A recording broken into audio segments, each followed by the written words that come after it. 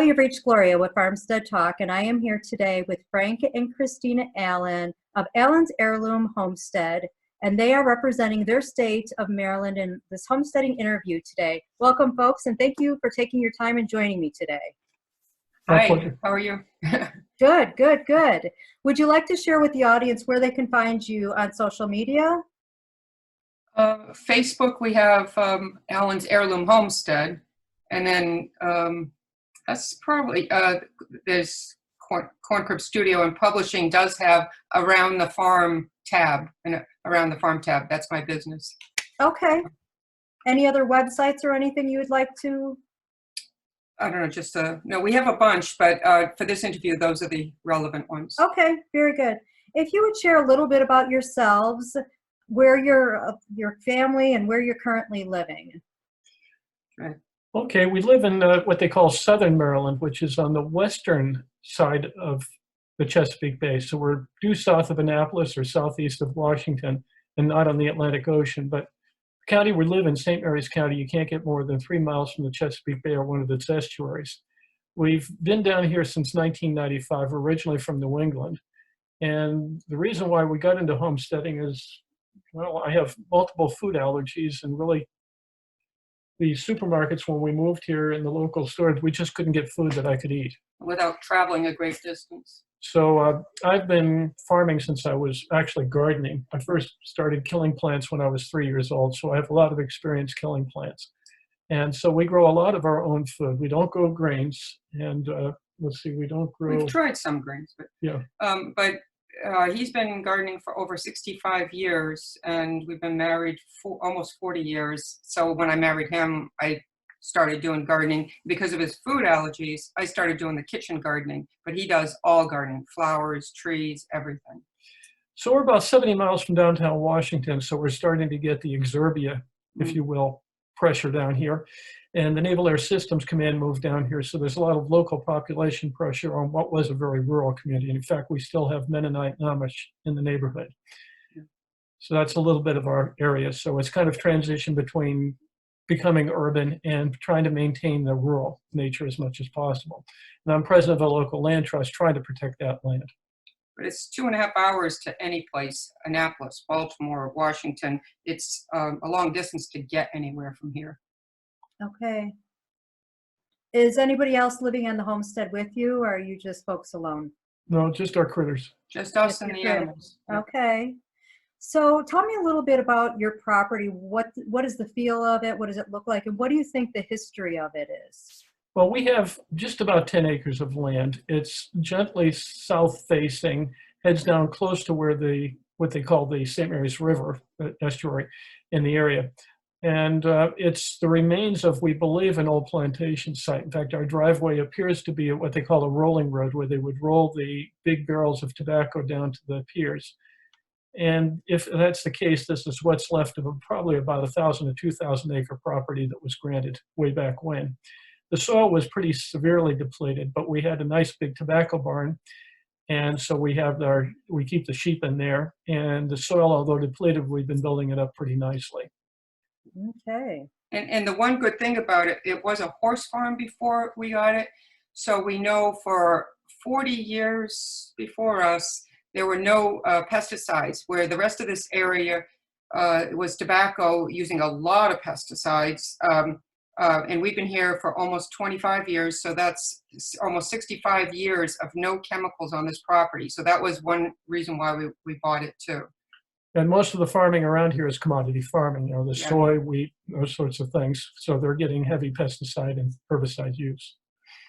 And we just read that book, was it? One Straw Revolution? No, the Elliot Coleman for the 10 acres. Oh, when we moved here, just before we moved here, we read Elliot Coleman's Four-Season Gardening. And he said the perfect farm homestead that two people can maintain without hiring outside help would be about 10 acres. Now, more if you're going to have woodlot and burn it for fuel and heat and stuff like that.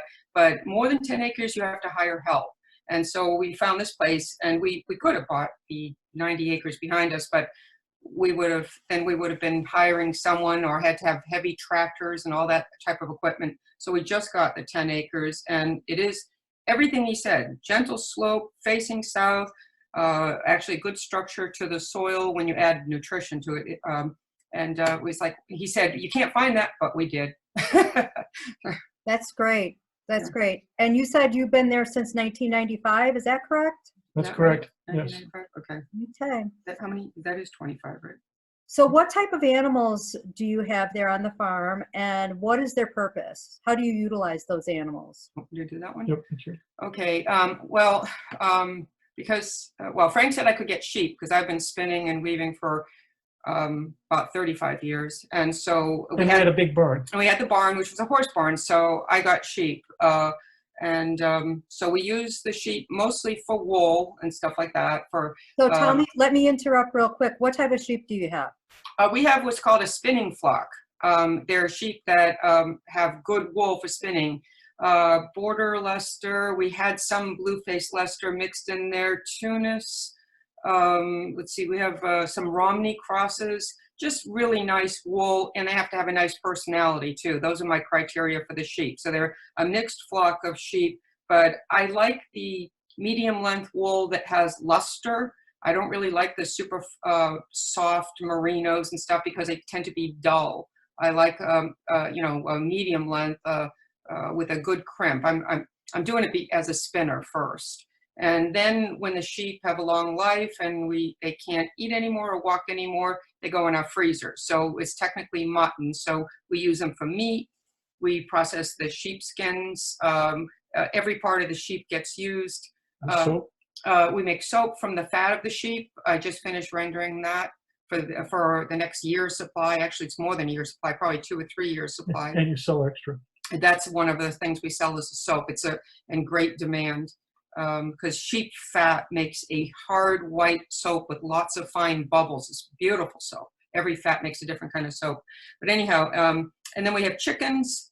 For the eggs and extra roosters, when they get uppity, they go in the freezer. So we don't have a lot of chicken meat for us, but we value it a lot. And that's just for us. It's not for sale, the meat. And then the turkeys used to be one of the best parts of the farm for making money, but we have downscaled a couple of years ago, and we just have turkeys for our own consumption. And it's a rare breed, a Jersey buff heritage bird. They're critically endangered. At one time, there were only 80 birds in the world, and we had half of them.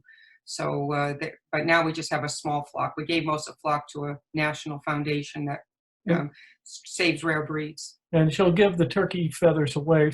Native Americans like them. Yeah, we use every part of the turkey too. So we try to be efficient and use everything. You know, the bones get made into meat stock and everything. We used to sell lamb, but because we don't, we've downsized there too, and we're just killing the sheep for our own consumption again. I do like 1 sheep a year and grind it all up for ground meat. The last 2 years, they were Jacob sheep that I actually used, and I just cut them up into quarters. They were so small, it wasn't even worth grinding them.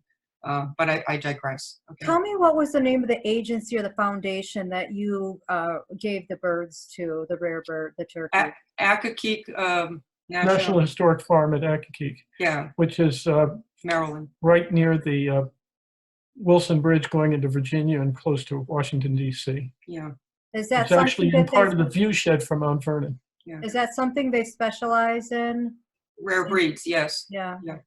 Yeah, so they were just redoing the poultry program when I was thinking of downsizing, and they said yes. They were so excited because they really didn't. They had a couple of bronze turkeys, and it was pretty pathetic. So they were thrilled to get the birds. Although I don't know if they've done that well. Heritage birds are a little more challenging. I don't think they. We'll see. Anyhow, they're more work than chickens. Okay. Chickens are the easiest. Yeah. Okay. So the other thing too is you had mentioned before that you also utilize the hides off the sheep that you dispatch as well. Yep. Yeah.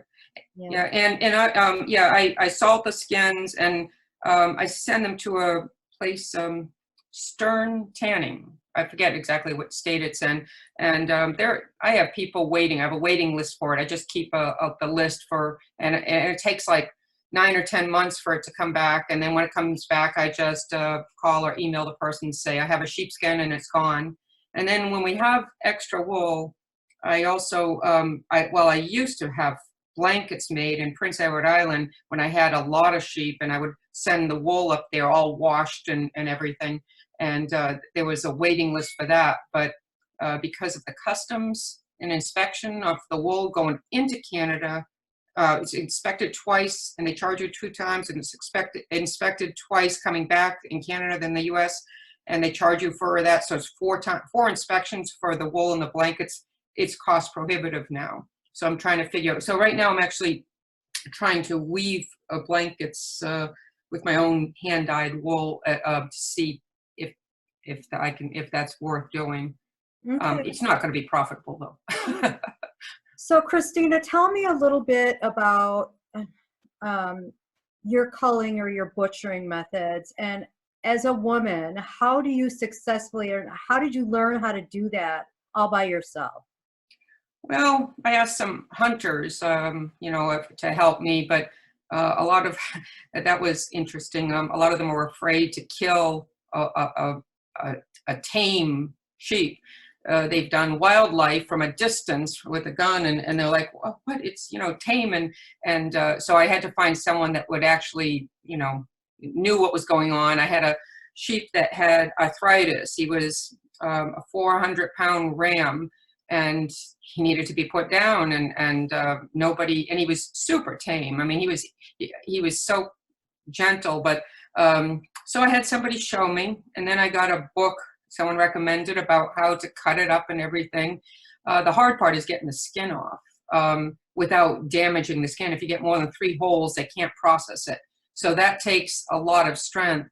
And then I saw a friend of mine, he is a chicken farmer nearby, and he had this metal holder for hogs that he made because he's really good with wrought iron and everything.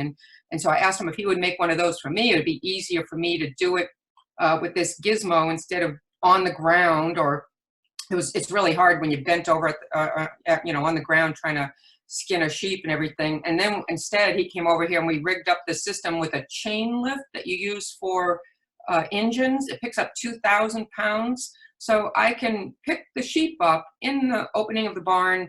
Well, I kill it first, and obviously, and then I can pick it up and I can skin the whole sheep without breaking my back, and then I gut it and quarter it, and it's done, and I can do it myself without, except for getting the dead sheep dragged 10 feet over to that. That's the hard part. Well, actually, lately, what you've been doing is we'll back the car up. We have like a hatchback. A little car. And we'll bring the hatchback up to the barn and just ease the carcass. The whole carcass, all cleaned and everything, onto a plastic sheet. And now the 2 Jacobs, I did cut them up totally myself. But if I want it all ground up, I have a guy who does a local butcher. A butcher that he doesn't have a license to kill, but he can cut it off the bones and grind it all up, and then a week or so later I go back and it's all in a box, all wrapped up and frozen solid, so it doesn't stress out your freezer too. That's another problem you would have, is having hundreds of, well, it's not hundreds of pounds for a sheep, but it would probably, well, it might be 100 or more. But I just did a ewe a couple weeks ago, and she was about 160 pounds live weight, and you get about half that of meat dressed out and everything. So that's about 80 pounds. But you don't want to put all of that in your freezer and lower the temperature suddenly. So it's nice to have someone that will do that. So I found a local person, but that's not always easy to do. Find someone that's good, has a clean operation. But you can cut it up yourself. You can make your own leg of lamb, your ribs, because I did that for the Jacobs. You could do that, but I like it ground up because we like to extend the meat because it has to last us a whole year. So we don't eat a lot of meat, actually. We extend it with a lot of things, with eggs and So what growing zone are you in, and what gardening methods are you utilizing? Well, it's nominally zone 7B. This year, I'd say it's easily zone 9 plus because it's so mild. 3 years ago, we had one day where the temperature crashed to 3 below 0 with wind and no snow on the ground. That's unusual. It's, I think, the first time since we've been here that it got below 0. and it was just a cold snap. So we're almost getting Florida Panhandle weather, where the weather stays warm and then the temperature will crash for a day or two and then back up. We're seeing a dramatic change in climate here. So like I say, we're nominally zone 7B, and we average probably 48 inches of rain a year here, although we can get drier spells or very wet. So last year we went from a very wet spell into what they call a flash drought, which kind of makes it interesting. So when growing, we have to kind of figure it's going to be a hot, wet summer, or a cold, wet, cold, damp summer, or a hot, dry summer, and then you're kind of covering your bets. So we do have open fields, like open beds. One is about 50 by 100 feet, another one's a little bit smaller. And permanent beds too. These are permanent beds. Yeah. And we use what they call sheep composting. So the bedding from the sheep in the barn, we bring it out to the, I bring it out to the field, to the garden in the late winter, and let it cook out for a while in windrows, and then spread it out. Christina will till once. Yeah. And the rest of the year through the season, we only do hand weeding, one tilling only. We'd like to do zero tilling, but we found with what we have with that straw and hay mixed in with the manure, we really do have to till once. Yeah. Then, like I say, we hand weed from there, and then heavily mulch with straw, about 4 or 5 inches of straw in the whole bed. At least, yeah. Now, we do have some permanent beds that are not tilled, so like with the rhubarb, asparagus, the berry crops, and all of that. Bush That's different. cherries, yeah. And we in the turkey yard, we have an orchard. Yeah. And then you have 2 greenhouses. Yeah, I have an 8 by 10 greenhouse that I start seeds in. It's cooking now. It's filled with little seedlings, and it's pretty soon there'll be only room for one person to stand in there. It'll be so filled with seedlings. And then when I run out of room there, it's about time to start planting outside, and then I might start filling in a little bit in the greenhouse, getting some extra greens in there. Although we've been eating from the big greenhouse all winter long without any supplementary heat. That's 12 by 24, that one. And it's a really nice double twin wall insulated greenhouse that is really strong. You can stand on the roof, it's so strong. And you can even hang things from it. And I have cucumbers that grow up the sides with like netting and stuff, and it Not shades this time of it. year. Yeah, well, but I'm starting the cucumbers. They'll be planted soon. Mm-hmm. And then they shade the greenhouse because it'll get too hot soon. And then we cover the greenhouse with shade cloth for the hot summers we have here. And then continue growing things in it. It keeps the temperature actually much more steady, both in the summer and winter, and holds the moisture a lot better. And I have an automatic watering system I set up that has little sprinklers that just sprinkle it, and you just plug it in for a half hour and water the whole garden. Very nice. Very nice. So how many years of growing experience do you have between the both of you? About 100 years now. 60 for him, 40 for me. Okay. Wow. That feels ancient, doesn't it? Very impressive. Frank can weed so well that he actually has like braille of fingertips. He can go down the path and he can outweed 10 young people. It's really funny to watch because he can feel a weed and know what it is from all those decades of doing it. It's impressive. He's a really good weeder. That's so good. I do most of the equipment. He does most of the weeding and digging, whether it be planting the trees or the sweet potatoes and the root crops and digging them out. He likes the treasure hunt of digging them out. I guess. What is the best producing item that you have in the garden? And where do you sell them? Well, some of the best that we have are some of the things like melons and squashes, sweet potatoes. We don't sell those. Okay. And we've got massive amount of them. But a year's supply is a lot. But we'll get a year's supply. Not only that, but we sell some. We will sell a little bit of those, but some of them get up to like about that size for sweet potato. And then we have like the neck pumpkin, which is... Yeah, and we've considered those food for the sheep when they get old too. So it's sort of part of this whole system. A closed system means you have less inputs. So if we can grow more here, we don't have to acquire food from someplace else to as much, So we want to have as much, like just like when you throw the eggshells back in for compost and stuff, you know, keep it all in the system. I mean, that's a small thing, but the It's all best, sustainable. It's all yeah, make it a circle so it's not going off someplace. As close to sustainable as possible. Whatever yes. that is, yeah. But probably the most popular crop here is my salad boxed blend. I grow about 1,500 feet of salad greens a year, and I wash them 3 times. I have a large salad spinner, and then I box them up, and I have the back porch store, we call it, fridge in the back porch, and people just come and sign in and put the money in the tin and just take it out of the fridge. When it's in season and I'm just flooded, and when I'm going to town, I'm not going to make special driving trips just to sell salad. But when I am going into town, I will bring it to the natural food store, and they usually are sold out by 11 a.m. Actually, we are too. Sometimes I have to pick it 2 or 3 times a day. But if it's sunny and hot, I only pick in the morning when it's cooler because the salad keeps better. And then I'll pick in the evening, or if it's cloudy, you can pick in the middle of the day. But I won't pick in a sunny, hot day because the quality of the greens isn't as good. And we also sell the excess of the chicken eggs. So in the middle of the winter, it's barely enough for us, but now we're starting to get more, and we start selling the extras. Yeah, we do have, those go on the back porch store too, the eggs. So, and the turkeys used to be a really good producer. I could have sold the flock 10 times over. It was so popular, and it tastes so good. But that's no longer a thing. So do you sell at a farmer's market as well as your back porch? No, I tried that. There's a new farmer's market that's pretty nice and all, but I did seedlings, the thousands of seedlings and stuff. I brought those to the farmer's market, and I had to haul it all there. And then people would buy maybe, you know, a couple 6-packs of tomatoes, or peppers, or the little seed, or lettuces and stuff like that. And they're gorgeous. They're beautifully grown.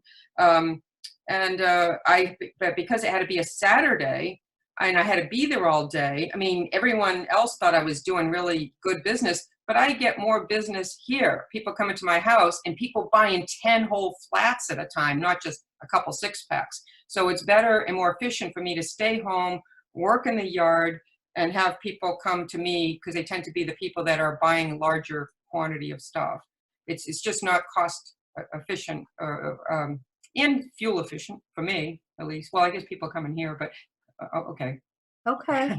What would you say is the biggest challenge in the garden, and how did you overcome that challenge? Well, there are a couple of challenges. Really, determining what grows well on this property in this climate is a big deal. And so like we found that for us, potatoes don't work too well. Sweet potatoes are great.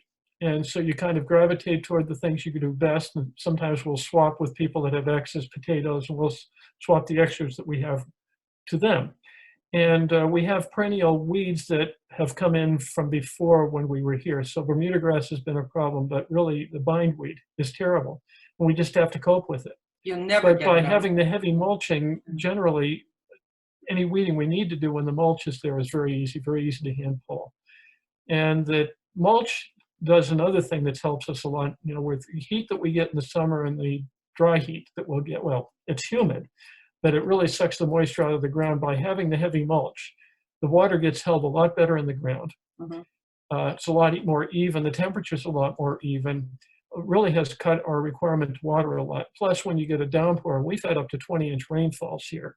We don't get the erosion, and we don't get the splash up onto the plants, which cause mold. Because with this humidity we have here, we get a lot of rot. They have a lot of fungal diseases in the Mid-Atlantic. It's hard to do. They say you can't do organic in the Mid-Atlantic. They say you can't grow apples here because of the molds and everything. But there are a lot of things they say you can't do, but it's because of the way. But the big thing is you find the things that are suited for your climate, right. You know, like varieties of apples that will be more resistant to various types of wilts, for instance, cedar apple rust, those sorts of things. The Centennial crabapple, it's a crabapple, and it's practically disease-free. I mean, they're beautiful little apples, and a lot of people think crab apples are bitter. There are hundreds of varieties of apples. These are yellow with a pink blush, and the first time I ate one, I was like, wow, that's even better than, you know, Macintoshes and other dessert apples. It's a delicious dessert crabapple, and it's disease-free. So I make most of my applesauce with like dessert crab apples. Yeah, but like the main crop apples, we'll start picking them in June and it'll be done by August. So we're a couple of months earlier than what we're accustomed to in New England. And we'll find that with no spray program, you'll have a percentage that's perfect, that's good for fresh eating, a percentage that's good for sauce or whatever, and the really bad stuff, fairly bad stuff, is good for making cider, and the really bad stuff is good for the animals. Yeah, we give the last stuff. Yeah, you can cut off, you know, some people want perfect. So we don't sell our apples because I don't think people would like the way they look. But I don't mind like taking a knife and chopping off a third of an apple and giving it to the chickens or the sheep or something. And then we use the rest. I mean, what's the problem? You're just grinding it up anyhow. Right. What type of food preservation methods do you utilize? All of them, but I try to do the less energy intensive ones. I used to do tons of canning. And I've tried to cut back on that because it's just so much work in the kitchen. I do can some things like, for instance, canned rhubarb because it would take up too much valuable freezer space. So I will can rhubarb, which I use as in meats. A lot of people, it's very acidic.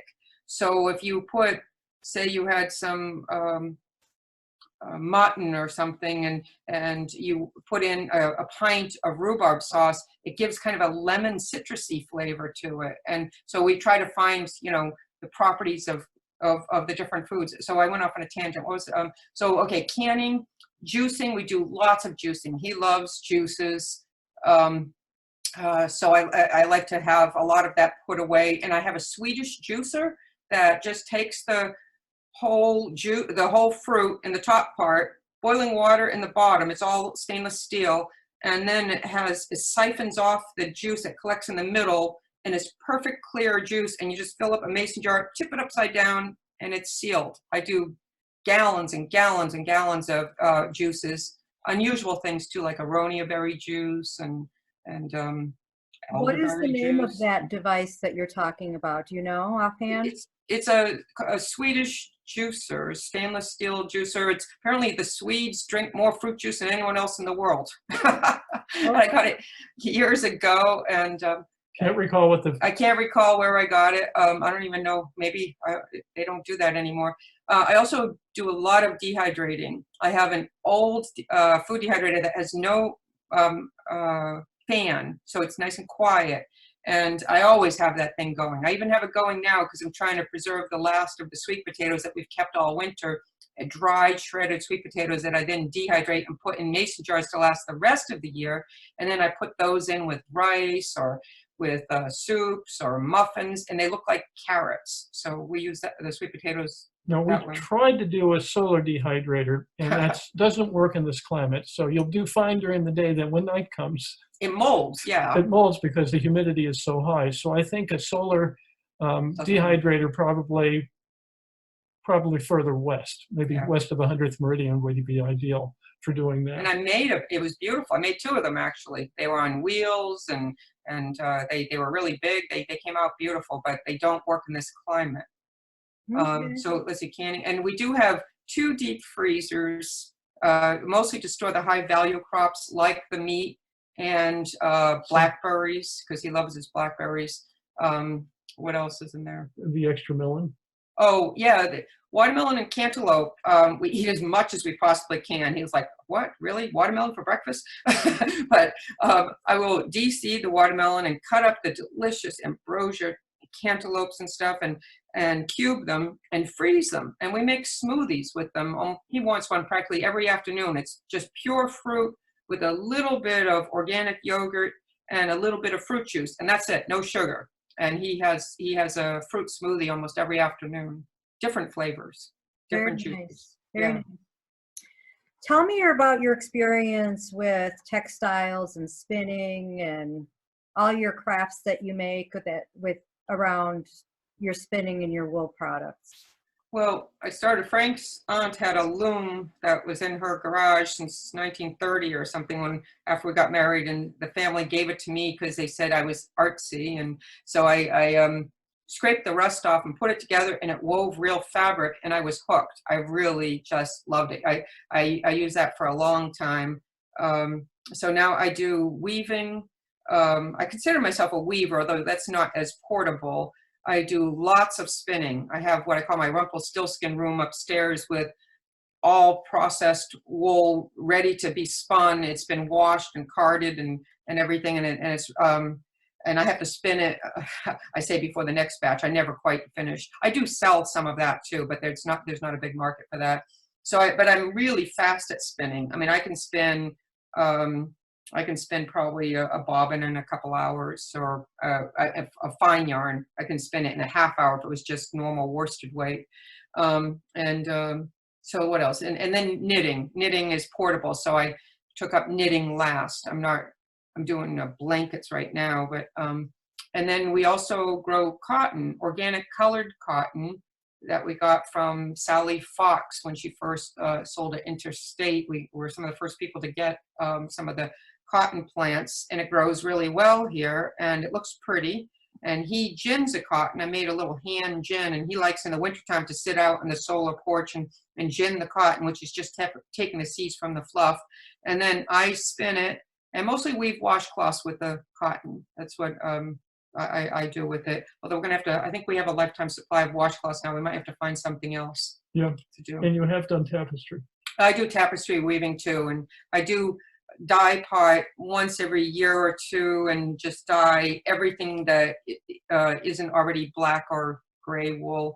I just dye everything that I've spun for the year, and all kinds of wild colors. She typically invites people to have a party. Yeah, they think it's like magic, because I am an artist, and there's an interesting thing about dye. If you add more dye stuff while the pot's going, most of the dye gets picked up in the first minute. So if you add some later, it won't come, this yarn will come out a different color from what's in the pot, depending on, so you can have a green pot and pull out some red yarn or something, and people are like, how did you do that? They think it's magic. So it's fun. And then I'll have I did 300 skeins one day, 300 skeins of yarn, and they were all hanging across the fence in the barnyard, and it was really pretty.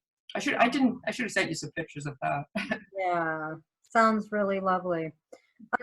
If you could give advice to a new homesteader in your area, what would be something critical that you would say would need to be done, or what you would tell them to do? Well, there's one thing is to not overextend, either in your time or what you're trying to do to start, and particularly budget. Stay within a budget rather than overextending. I think as soon as you can get a greenhouse, you really should get a greenhouse. Well, the first thing we did was get a greenhouse, a small one. We've actually built 6 greenhouses over the years, but we're okay. But so get a greenhouse so you can find seeds that you can't get plants for anyplace else. So getting a greenhouse and starting your orchard when you move in, get that planted so you live to see the fruit production. So the big stuff like that. And then, of course, another important thing is the source of fertility. So either, I guess, green cropping, essentially you're making your own organic mulch and feed. Right. Or with livestock, you can get the manures. And actually, what I tell everybody is you have to have a complete system. People say, what do you do for the bugs? Well, I say, do you have chickens? And you can't have a garden without having livestock. The chickens are on one side of the garden, and actually the compost bin is even over the fence in the chicken area, so they can come and stir it up. And the turkeys are on the back side of the garden in the orchard.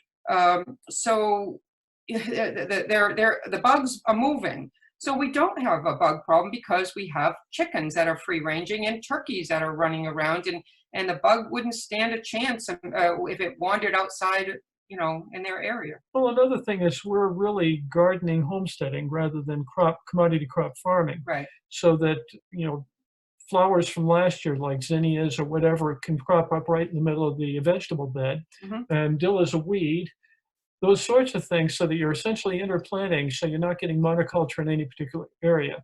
And that really does seem to help a lot with the insect problem. Yeah, we do beneficial insectary planting. Is that the way it's pronounced? Where we plant flowers in the garden, interspersed in the garden. And a lot of the good insects need food out of season. So they need small flowered things like parsley gone to seed, dill gone to seed with the little flowers, gone to flower. And they need large flowers like sunflowers that they can walk over and just get the pollen on them. And then you can get the whole heads of sunflowers to give to the chickens as feed again. So it all, it's all one.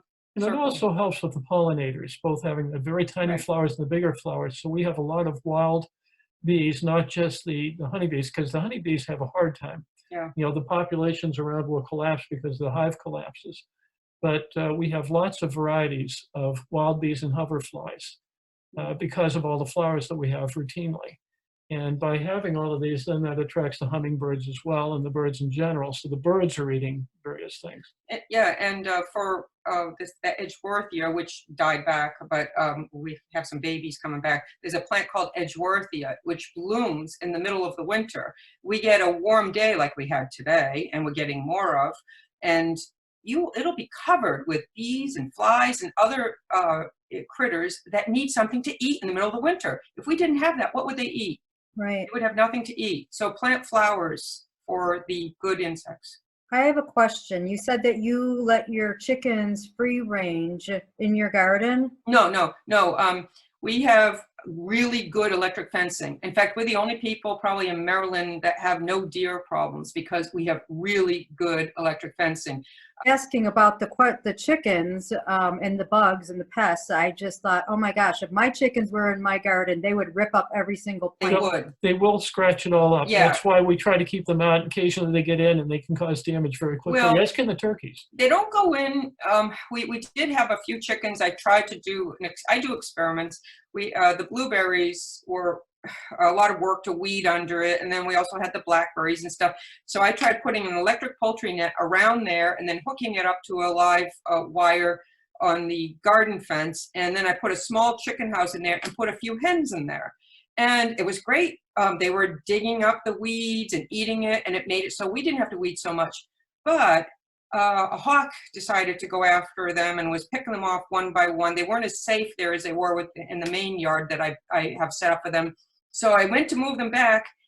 They kept flying back into the garden, and then they became a pest. Once a chicken knows it can get in the garden, you can't get it out of its chicken brain not to get back in there. So the ones that have always been out in the pasture and got zapped by the electric fence, when they're little chicks, sometimes they go under, but mom's on this side, and they eventually learn. They figure it out.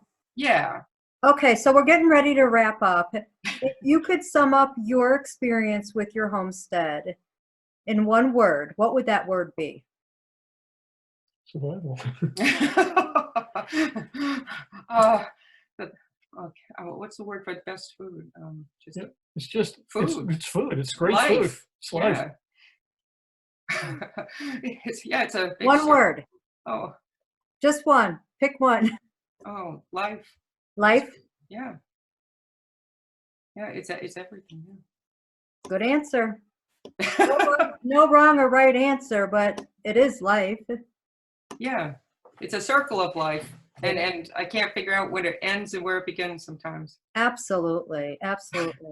Okay, folks, thank you so much for joining me and taking your time today on this interview. I surely appreciate it. You have a great day now. Okay, Thank thank you. Okay, bye-bye.